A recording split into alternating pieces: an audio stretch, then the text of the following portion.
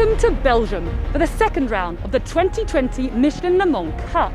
With the COVID-19 health protocol still in full effect here, the event will be taking place behind closed doors and masks are mandatory on the site. However, on the track, we have a 22-car grid ready to take on the fabulous circuit here of Spa-Francorchamps. Let's take a look.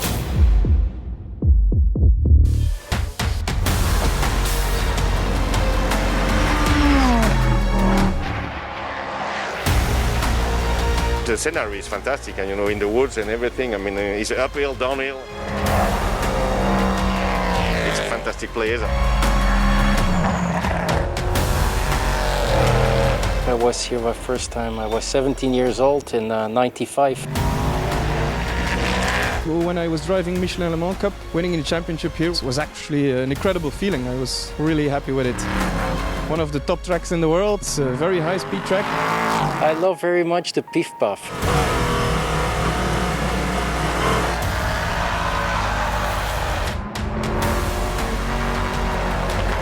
I love Podium, the double left in the downhill. I mean, every corner is really challenging. It's definitely Eau Rouge, and I actually have two favorite corners, Blanchimont as well. You need all the quality because it's fast, it's technical, it's really a racing driver track. Every time you get the adrenaline flowing through the veins, and that's why we love racing, I think.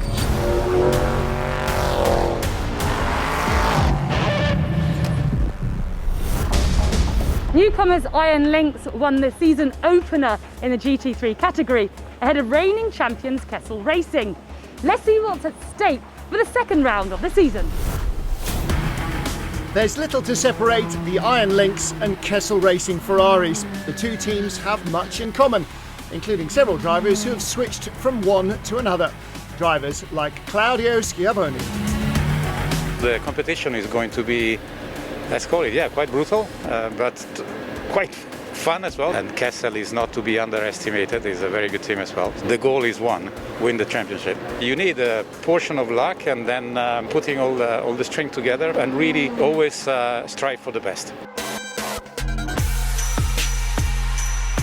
The team is new for this category. It's the first time that participate to the championship. We did a lot of job at the beginning just to fix everything and to make the team a good machine working well. The philosophy of the team is to work all together, no secrets. It's very important if somebody finds something good that everybody knows and can test on the other car.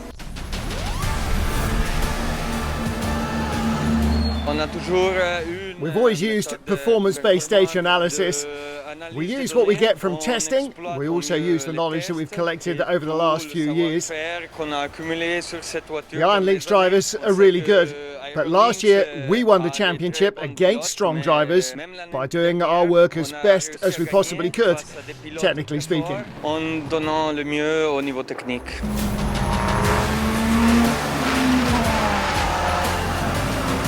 It's amazing we're in year 3 already. Kessel are a great team, great environment. Having used the Ferrari for a couple of years, the aim is to get more podiums, go quicker, which we're doing so far, and also to enjoy ourselves.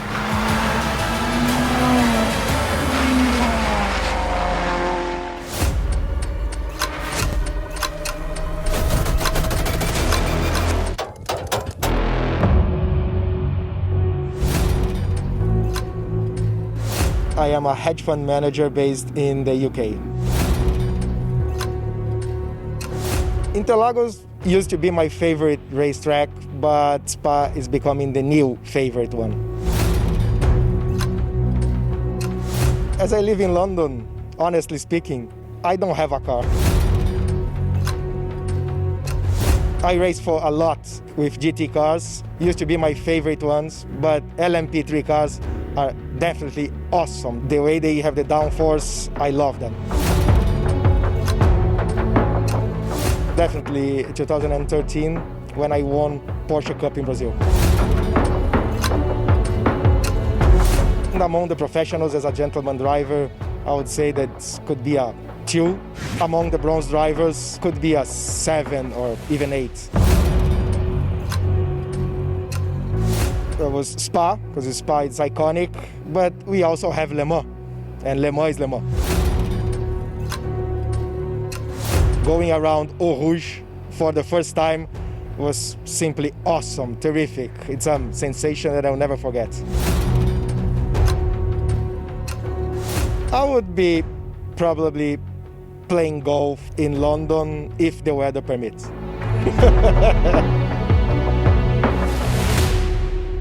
In LMP3, DKR Engineering claimed their 10th Michelin Le Mans Cup race victory at Le Castellet, a new championship record. An impressive feat, but not one to put off their rivals.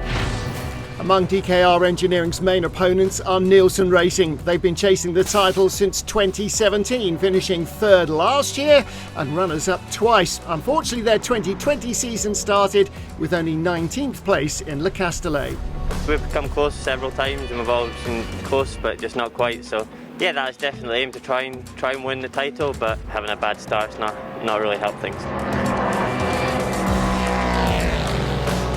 We're kind of uphill battle now, just got to try and get our heads down and get the best results we can. We can't really afford to have any average results now, we've had our bad ones, so yeah, they've all got to be good from here on in if we've got any chance. Another team to leave Paul Ricard frustrated was Cool Racing. They were leading with only a handful of laps remaining before suffering a puncture. It was close, but close doesn't count in racing. Great teamwork, we just didn't get the victory. We still ended up 5th, so that was okay, but very disappointing at the end. We're getting close to the podium. I'd like to be on it someday. The real difference is my driving coach, Matt Bell. He's really helped me a lot this year, and we're working on my weaknesses and trying to get rid of them one by one, and we're slowly making some progress there.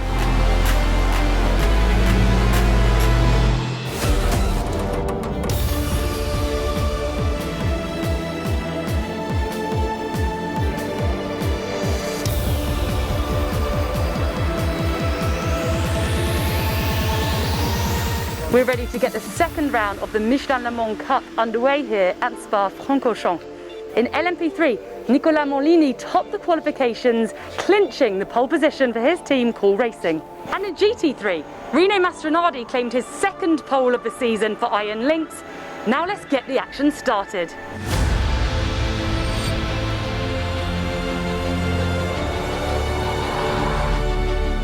Oh no, we've had a huge incident on the Kemmel Straight on the formation. Well, it's not even the formation lap, this is the lap to get them round to the dummy grid.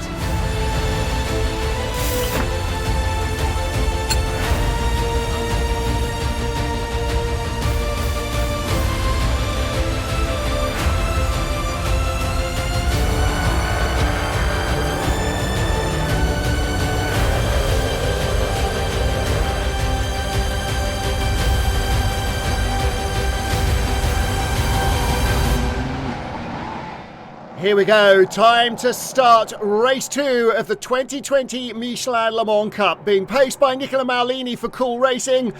On the driver's left, Mulner Motorsports' Tom Cloet, and away they go. Looked like a strong start from Jean Glorieux, trying to get between the front row men. He can't get there. Nicolas Mélin, racing experience inside him, but it is Jean Glorieux who makes the moves. Looks like he's second coming out of the hairpin at La Source. He is chasing Nicola Maulini down the hill. Nielsen's Rob Hodes there running out wide. In third position, it's Nicolas Mélin for racing experience, and a poor start, I'm afraid, for Tom Cloet. Started on the outside the front row, he's down to 7th.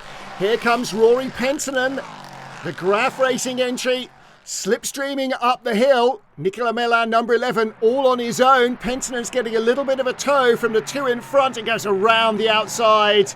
That's good stuff at Les Combes. Use the grippy outside line. Later on the brakes, he's up to third position. Rory Penttinen started 5th. The pale Ferrari, Rino Mastronardi for Iron Lynx. He leads GT3 from Mikhail Bronzewski, Kessel Racing, and the pink highlighted Michel Gatting. So let's take a look at the start and watch the orange and black DKR engineering car, Jean Glorieux, trying to split the front row. Nicolas Mélin for racing experience. Well, he got inside Jean Glorieux into the hairpin at La Source. But Gloria using the momentum, swept wide around the outside, and on the outside line Tom Chloe dropped down the order as well. Race leader though is Cool Racing's Nicola Maulini, starting to stretch his legs at the front of the field and trying to make a break now, escape from his rivals as quickly as he can. There's your GT3 top three: Rino Mastronardi, Mikhail Bronsevsky and Michelle Gatting. So it's Iron Lynx, Kessel Iron Lynx, the 1, 2, 3. And in fact, Michelle Gatting looks like she's going to make it a Lynx 1, 2. Here we go. Looks to the inside. Look how dry and dusty the track is. Mikhail Bronsevsky holding her off though on the run up to Les Combes. And Rino Mastronardi trying to escape in front.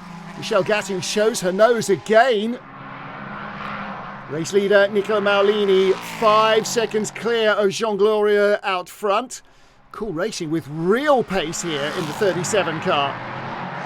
Team boss Nicolas Lapierre chatting to the engineers. Replay here, Eric de Doncker, the Belgian veteran in the Motorsport 98 car, sends it inside Tom Chloe. The Mullner Motorsport car qualified second, now down to 8th. Battle between Michelle Gatting and Mikhail Bronsevsky at La Source. Wheel to wheel for second. Is this the move that the Danish lady needed? Yes, it is. Well, despite the fact she used the tighter line, she gets through. Tony Wells for Nielsen, number 7 car. They've had such a strong campaign over the years in the Michelin Le Mans Cup. Now chasing Nicolas Mellin of Racing Experience, car number 11. This is the battle for 4th position. At the bus stop and in the background, the second Nielsen car, that's Rob Hodes. Looking inside, Daniel Schneider in the United Autosports 24 car. Just the tiniest of touches there, right at the apex. Rob Hodes gets through. Rory Penttinen leading Jean Glorieux. This is the battle for second place. The Graf Racing driver from Finland having a great start from 5th on the grid, ahead of Glorieux, who took second at the start. Lead battle in GT3, Rino Mastronardi versus Michelle Gatting. Iron Lynx on Iron Lynx. The Iron Ladies giving chase here, and she has closed the lead right down. Another replay here from the bus stop, looking at the Ferrari of John Hartshorn and Daniel Schneider, United Autosport car. Tiniest of contacts and spins, trying to avoid. And the number 50 car, John Hartshorn, spinning as well, and that's because he's got a right rear puncture, I think. Managed to get into the pit lane. That was very fortunate indeed. Not so fortunate for Daniel Schneider. United Autosports car going very slowly. So the Kessel Racing car just dodging that bullet. But I'm afraid it is game over for United's 24 car. And that is a tough break for the team. Well, there's our interviewee, Daniel Schneider, out of the car, out of the race. Battle for 12th place here.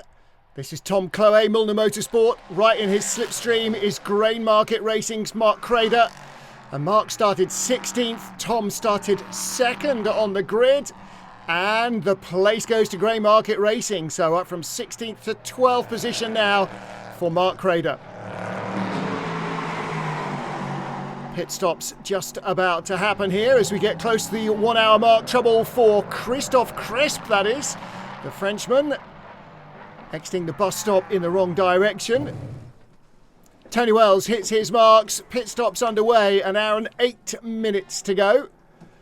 So he will bail out of the Nielsen engineering car. And the race leader, Nicola Maulini, is in for Cool Racing. Jean Glorieux now working his way through the GT3 traffic. He is our race leader at the moment. Into the pits comes Jean Glorieux, and that means we have a race leader again in the form of the 37 Cool Racing Ligier. Edward Coop is the man who is driving it. Let's hear from the man who started the car, his teammate Nicola Maulini. The car was great until 40-45 minutes. At the end, a little bit more difficult with the traffic, but I did a good gap and was okay, good stint. Races can be won or lost in the pits. Giacomo Piccini taking over from Rino Mastronardi at Iron Lynx. They were the leaders. David Perel getting in for Mikhail Bronsevsky at Kessel Racing. Here's the 50 Kessel car, and that, of course, is where he got collected by the United Autosports machine. Fabien Laverne for MV2S, just ahead of Dominic Schwager's Rinaldi Racing 66 car. This is the battle for 10th. Laverne just hanging on there. Dominic Schwager trying everything to get by. Here's our race leader then. This is Edouard Coop. Cool Racing number 37 car, 12 seconds clear of the Graf number 26 car. Giacomo Piccini in the number 8 Iron Lynx Ferrari, leading in GT3. They've been in front almost all the way through. Trouble though for Michelle Gatting and Deborah Mayer. The 9 car is out. Battle for second place. Lawrence Hur in the number 3 DKR car, hauling up behind Matthias Kaiser, gets by the Liechtenstein driver in that Graf Racing entry. So a change for second. The DKR car may not escape that quickly. Looks like the Graf machine is determined to hang on to his coattails. Lawrence Hur with a job on his hands if he's to progress further up the order. Here's our third place car in GT3. This is Paolo Ruberti. He's in the 67 Kessel Racing entry. Giacomo Piccini leads for Iron Lynx and David Perel second for Kessel. That's Perel in the 74 car. And he's 10.9 seconds now behind his Italian rival. So the South African driver with lots of work to do. And there is the GT3 leader. Rino Mastronardi started the 8 car from pole position, brought it in as the race leader. Graf's number 26 car, Matthias Kaiser at the wheel, having taken over from Rory Penttinen. He's third. Lawrence Hur took over from Jean Glorieux, and he is in second place. And the race leader, started by Nicola Maulini, it is now Edouard Coop, who is the man that leads here. Exit of Redillon, cutting the inside and running very wide on the outside. Our GT3 leader, Giacomo Piccini. Black and white flag car 8 for constant abuse of track limits. Well, that's his final warning. Next time will be a penalty. Cool Racing's Matt Bell, number 69, right up behind 7th place David Hauser, the Luxembourg driver, in the number 11 Racing Experience car. Right behind him at the bus stop, and then the Cool Racing car makes its final pit stop. Replay here in the battle for third as Matthias Kaiser gets held up by that Kessel Racing Ferrari, Tony Wells. Oh, the Nielsen car, 2 wheels on the dust going into Piff Paff, just got it out of trouble. Here we go. Same 2 up at the bus stop. Colin Noble going the long way round the outside. He knows Spa well. Is there grip? There is. Outside, inside. Up to third place, and inside the final 20 minutes, that could be a very important pass indeed for the Nielsen Racing crew. After a torrid time in Le Castellet, they need big points here. Ferrari battle at the lead of GT3. Giacomo Piccini now just 2 seconds ahead of David Perel. Perel doing a superb job in that Kessel Racing entry, really hauling in the leader. And you can see the gap coming down corner by corner. Looks as though Piccini is in tyre trouble. And David Perel senses victory here. He's got 16 minutes to get it done, and he's barely half a second back, but he's got to avoid the tyre walls. Final pit stop for Cool Racing. The race leaders are in for their mandatory stop because the fuel consumption a little higher on these engines than the manufacturer had expected. So everybody making 2 mandatory stops. The normal driver change 1 plus a splash and dash.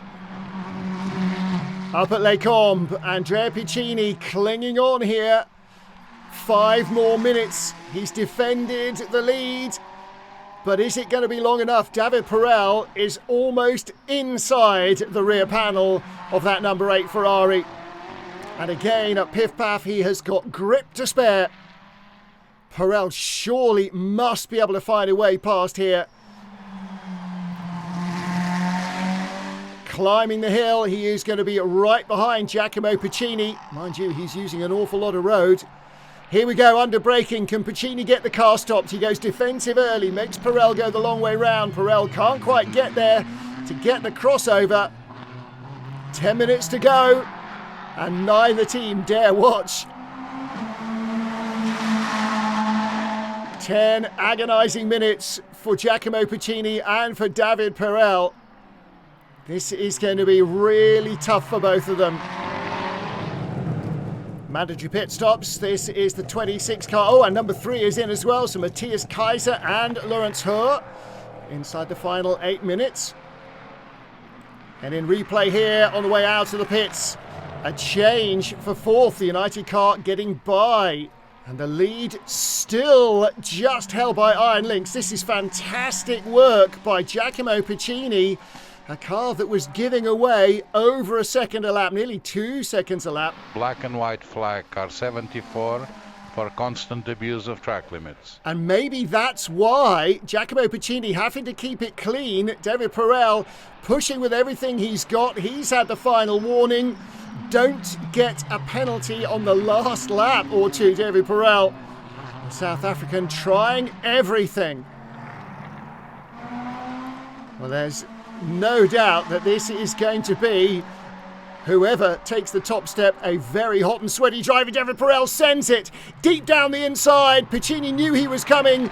Like the bullfighter, steps to one side, whips the cape away, tries to cut back. And squeezes in front. Fantastic stuff. Epic racing.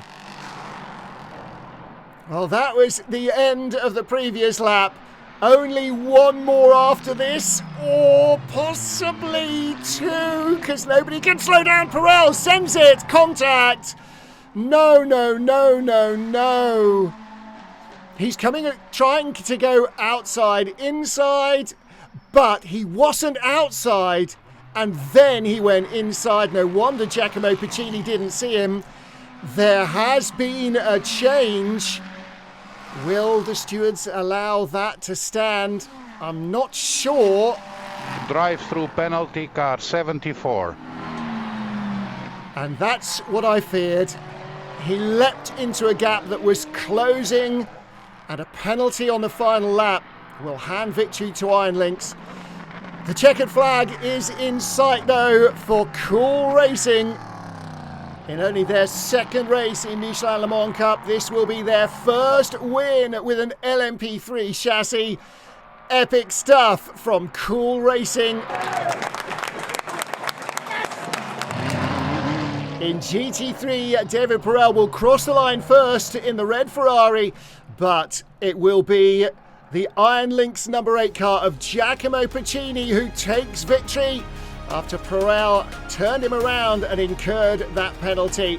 A second straight win for car number 8. Confirmation then of the first victory for Cool Racing in Le Mans Cup racing. DKR Engineering in second ahead of Nielsen, and Iron Lynx heading 3 Kessel Racing Ferraris in GT3.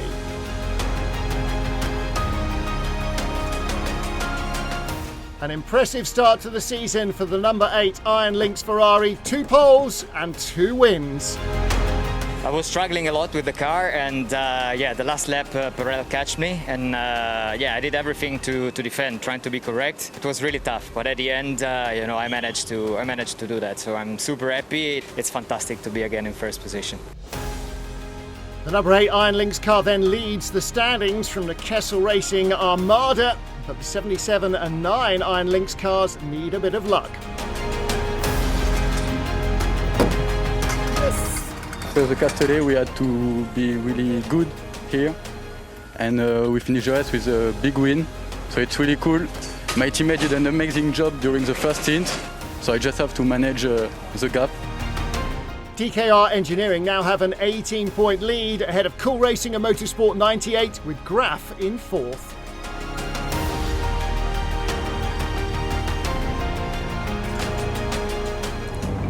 Our LMP3 winners, Nicola Maulini and Edouard Coop from Cool Racing with their race engineer. She looks as happy as they do. And the GT3 winners for the second time, Rino Mastronardi and Giacomo Piccini from Iron Lynx. That's it from Spa. Next time out was due to be Barcelona, but because of the COVID situation there, it will be at Le Castellet on August the 29th. And we will see you there.